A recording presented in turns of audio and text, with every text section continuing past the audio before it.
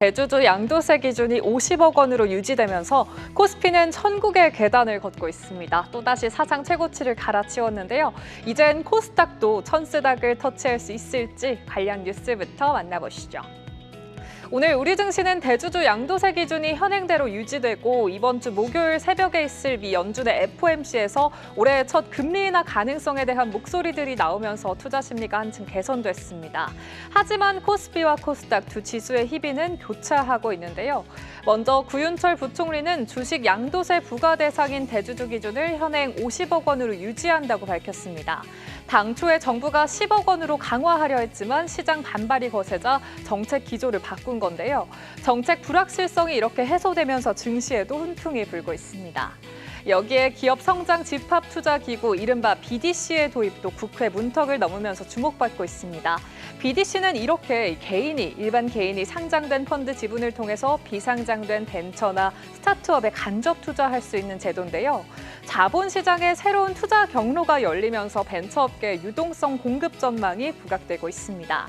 이처럼 비상장 벤처와 코스닥 등 중소형 기업들에 대한 투자가 가능해질 전망 속에서 코스피에 비해서 상대적으로 부진했던 코스닥에 대한 기대감이 커지고 있는데요.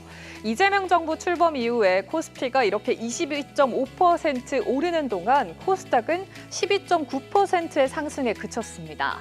하지만 이재명 대통령이 지난주 기자회견에서 증시 정상화를 직접 언급하면서 시장 신뢰 회복과 구조 개편의 속도가 붙을 거라는 기대가 커지고 있습니다.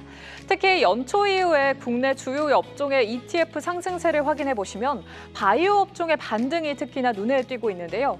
타이거 헬스케어 ETF는 일주일 사이 6%대 큰 폭의 상승률을 기록하면서 코스닥 지수의 버팀목이 되고 있고요.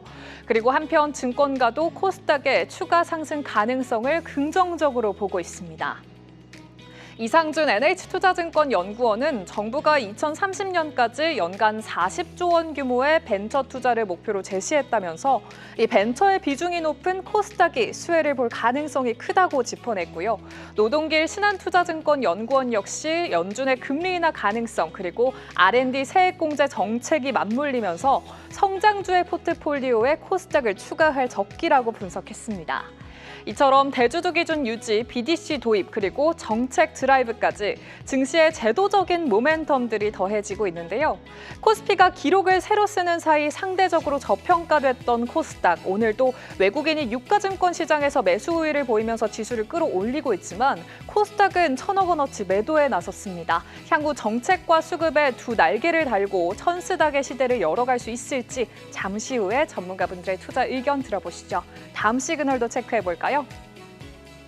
요즘 찬바람이 불고 있죠. 이렇게 찬바람이 분다는 건 증시에서 배당주의 계절이 왔다는 뜻이죠. 증권주를 포트폴리오에 담을지 고민할 때가 왔습니다. 관련 뉴스 확인해 보시죠. 내년 배당소득 분리과세를 완화를 앞두고 배당주가 증시의 새로운 유망 투자처로 떠오르고 있습니다. 정책 수혜 그리고 계절적인 강세가 맞물리면서 고배당 종목 중심으로 뚜렷한 흐름이 나타나고 있는데요. 최근 6개월간 고배당 50지수는 33.8% 올라서 같은 기간 코스피 상승률 31.6%를 웃돌았습니다. 증권가는 이 격차가 다음 달까지 더 벌어질 수 있다고 내다봤는데요. 최근 증시 반등이 기업 실적보다는 유동성 확대에 기반한 만큼 안정적인 수익을 제공하는 배당주로 이 투자 자금이 몰릴 가능성이 크다는 분석이 나오고 있습니다. 특히 배당주의 강세는 계절적인 패턴도 뚜렷하죠. 과거 9월부터 10월까지 배당 수익률 상위 20%의 종목은 평균적으로 코스피보다 각각 1.9% 그리고 2.5%포인트 높은 주가 상승률을 기록했습니다. 연말에 배당 규모 확정을 앞두고 사전 매수 수요가 몰리기 때문인데요. 그렇다면 배당 매력도가 높은 종목들은 무엇일지 증권가가 꼽은 배당 기대주들도 체크해보시죠. 현대차증권은 올해 예상 배당 수익률이 4% 이상인 기업으로 제일기획과 기업은행, 현대차와 KT를 꼽았습니다. 정부와 여당이 예고한 배당소득 분리과세 제도 완화 수혜주에도 관심이 모이면서 한국투자증권은 일성IS, 부국증권, 한샘과 대한제강, 한국철강 등을 지목했는데요.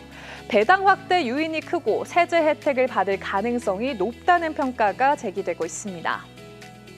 이처럼 정책 모멘텀과 계절적인 수요가 겹치면서 배당주의 매력이 더 커지고 있는데요.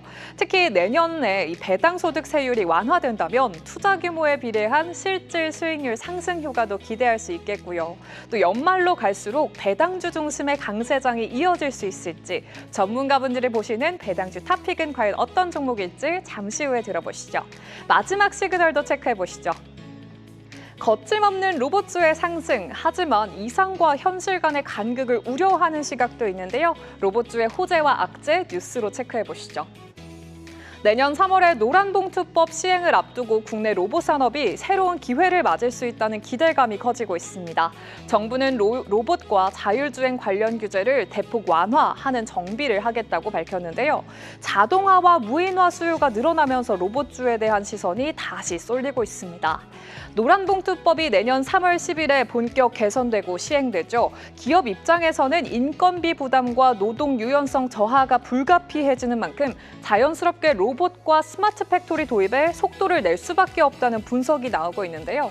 게다가 최근에 주 4.5일제 논의까지 더해지면서 노동력 공백을 메울 대안으로 로봇의 자동화가 주목을 받고 있고요.